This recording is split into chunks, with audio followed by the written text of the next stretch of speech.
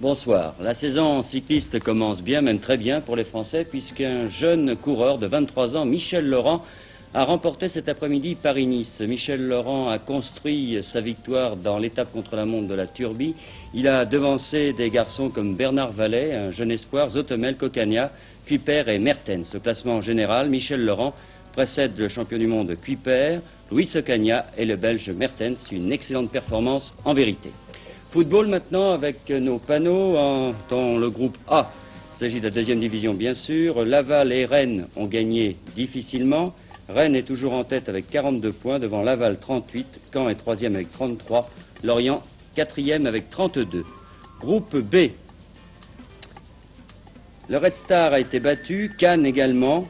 Angers a été tenu en échec à Auxerre et Angers est en tête avec un point d'avance sur le Red Star et 5 sur Béziers. Béziers qui ne jouait pas aujourd'hui. Les Viterrois jouent en coupe et face à Thonon, ils ont dû jouer la prolongation et ont finalement fait match nul, un but partout. Ils sont donc qualifiés pour les huitièmes de finale. Rugby, challenge Yves du Manoir. En quart de finale, Dax a battu Agen hier 11-10. Énorme surprise, la défaite de Béziers face à Montferrand. Montferrand l'a emporté 15-6. Groyet a battu Bayonne 15-3 et Narbonne a battu Brive 16-6. Les demi-finales opposeront donc Dax à Groyet et Narbonne à Montferrand. On attendait Narbonne-Béziers, ce sera Narbonne-Montferrand.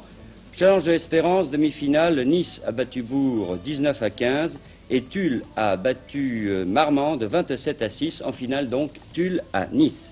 Basket maintenant, Tours est dès à présent champion de France. Les Tourangeaux ne jouaient pas. Il faudra regarder le bas du tableau où Jeuve, Denain et Grafenstaden semblent condamnés. Tours est en tête, bien sûr, avec 65 points, devant Caen, 69. Villeurbanne et Le Mans, 66. Hockey sur glace, défaite de la France dans le championnat du monde groupe C face à l'Autriche 7-1. En ski, à Aspen, dans le Colorado, la Coupe du Monde a vu une victoire de Lise-Marie Morero dans un slalom géant devant Daniel de Bernard qui remporte le combiné. Mais de toute façon, Rosie Mittermeier, l'Allemande, est déjà détentrice de cette Coupe du Monde. Quant à Henri Duvillard, lui, il a remporté le championnat du monde professionnel.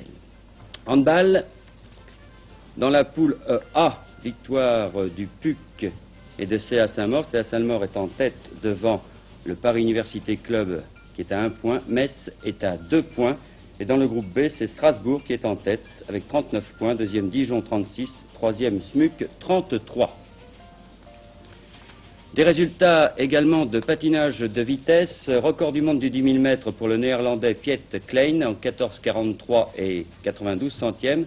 Record du monde également du 500 mètres pour l'américaine Sheila Youn, une championne olympique, en 40 secondes et 68 centièmes. Du volleyball maintenant, avec au classement de ce championnat, la VGA Saint-Maur qui est en tête avec 29 points. Montpellier également 29 points, le Racing 3e avec 25, le Racing qui ne jouait pas, qui jouait la Coupe d'Europe aujourd'hui, qui a été battu par la Bulgarie 3-0. Le Racing est 3e de sa poule avec 2 défaites. Beaucoup de records d'Europe de natation battus par les Allemands de l'Est, décidément très en forme.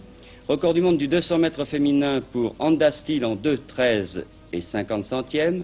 2 records d'Europe pour l'Allemand de l'Est, Rainer Strubach, celui du 1500 mètres en 15,42,70 et du 800 mètres en 8 minutes 21 secondes et 50 centièmes. Record également d'Europe pour Roger Pittel sur 200 mètres papillon en 2 minutes 1 seconde et 70 centièmes. Enfin, record d'Europe, mais cette fois pour les Soviétiques, dans le relais 4 fois 200 mètres en 7 minutes 34 secondes et 70 centièmes. Automobile, au rallye du Portugal, nouvelle victoire de Munaris sur une Lancia Stratos. Anderson et Hertz sur une Toyota sont deuxièmes. Jeu à 13. Poule A, 13 Catalans et Carcassonne l'ont emporté à l'extérieur et Carcassonne est en tête avec un point d'avance sur le 13 Catalan. Dans la poule B, le match au sommet entre Limoux et Avignon a vu la victoire de Limoux 25-9 et Limoux est en tête en compagnie d'Avignon, les deux clubs comptant 57 points. Hockey sur gazon maintenant, championnat de France de première division, les vainqueurs Lyon, le SBUC, Montrouge, Saint-Germain qui a fait match nul avec Luc, le Racing et Amiens.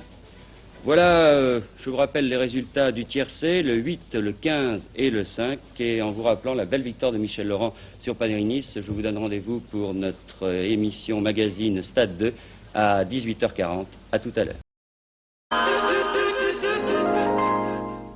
Avant Saint-Étienne-Kiev, un portrait de Christian Lopez en défenseur des Verts de Saint-Étienne. Basketball. Joël Jaunet, directeur technique, en direct avec nous, directeur technique national, parle. Paris-Nice. Vous avez pu suivre tout au long de cette semaine, sur Antenne 2, les reportages en direct de nos envoyés spéciaux, Robert Chapat et Jean-Michel Lelio. Ce soir, c'est Richard Diot qui commente la dernière étape qui mérite, croyez-moi, toute votre attention. Oui, ce Paris-Nice mérite toute votre attention, car cette course a donné lieu à une énorme surprise, une bonne surprise, vous saurez tout à l'heure pourquoi. Nous allons vous montrer ce soir les 4 coureurs qui ont marqué ce Paris-Nice, les 4 premiers du classement général. En premier lieu, le Belge Martins, 4e, 6 fois vainqueur d'étape, celui que l'on présente parfois comme le successeur de Merckx. Mais pour le malheur de Martins, il n'y avait pas de bonification aux arrivées cette année, et puis l'ascension de la Turbie n'est pas précisément le genre d'exercice qu'il affectionne.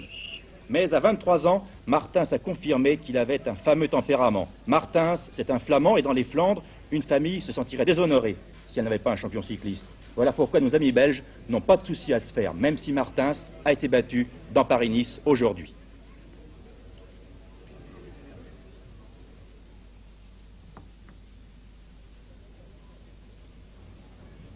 Et il en gagnera des courses, Martins, dès vendredi peut-être, à l'occasion de Milan-San Remo.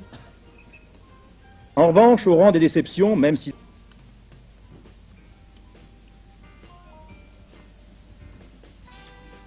Ocaña s'est classé 3e. Il a donc été battu alors qu'il était le favori depuis hier. Ocaña pourrait être déçu, eh bien pas du tout, car le fier espagnol de Mont-de-Marsan a retrouvé sa dignité. On lui avait attribué un peu trop vite un rôle de figurant, et il n'aime pas ça du tout, Ocaña, qu'on le prenne pour un laissé pour compte. Il n'est pas espagnol pour rien. Orgueilleux, il connaît le prix de la souffrance et du mépris. Et Ocaña a donné une belle leçon. Quel exemple aussi pour ses compatriotes qu'elle camouflait pour ceux qui le disaient fini, râpé, tout juste bon à jouer les utilités. On a presque retrouvé le Luis Ocaña des grandes envolées, celui qui est capable de donner une autre dimension au sport cycliste. Souverain, dominateur, impitoyable. Et ce soir aussi, on a quand même retrouvé un champion, mieux même une grande figure du sport cycliste. Tant mieux, car Ocaña c'est un personnage attachant, intelligent, un homme qui ne laisse jamais indifférent.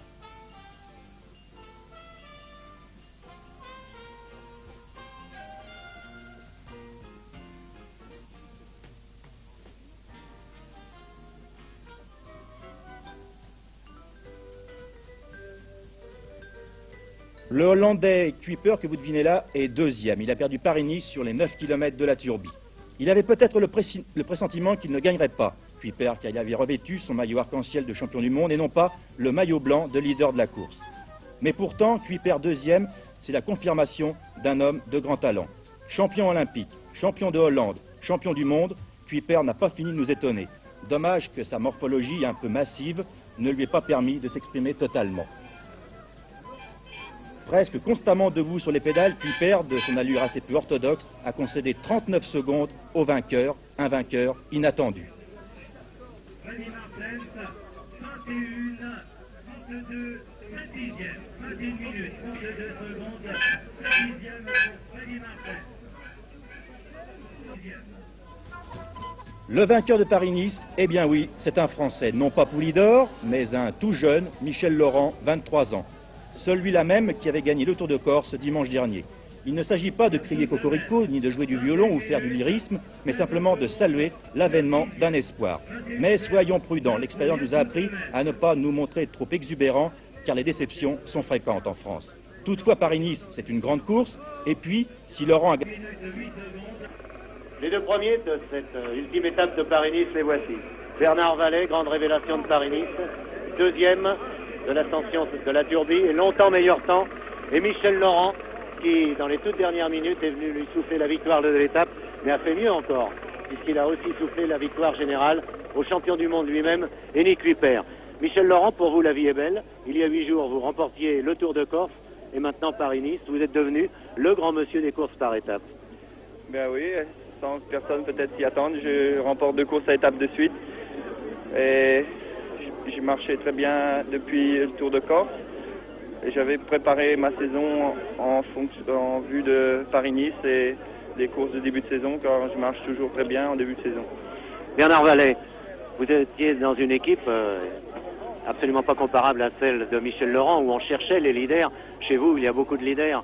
Sotomelk, Poulidor, Talbourdet, de très grands coureurs. Vous étiez là comme un second plan, comme un jeune qui va essayer de faire sa place. Et puis vous avez forcé le destin, vous avez forcé les grandes portes. Oui, disons que je me suis un peu surpris moi-même, car au départ, il n'y avait aucune contestation que c'était quand même Joop qui était notre leader post-Paris-Nice. Et avant tout, moi j'arrive, il fallait que je fasse ma place, que je me fasse respecter, puis que je me fasse aussi adapter par mes équipiers. Et ma foi, je regrette rien du tout pour ce que j'ai fait, même le travail que j'ai pu faire pour Joop juste avant cette finale, car je pense que ça donne le courage, le moral, et que mon tour viendra un jour. Alors Michel Laurent, il va falloir confirmer.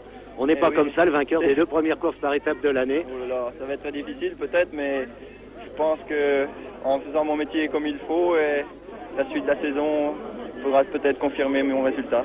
Alors que la fête continue, merci messieurs. Et oui, que la fête continue.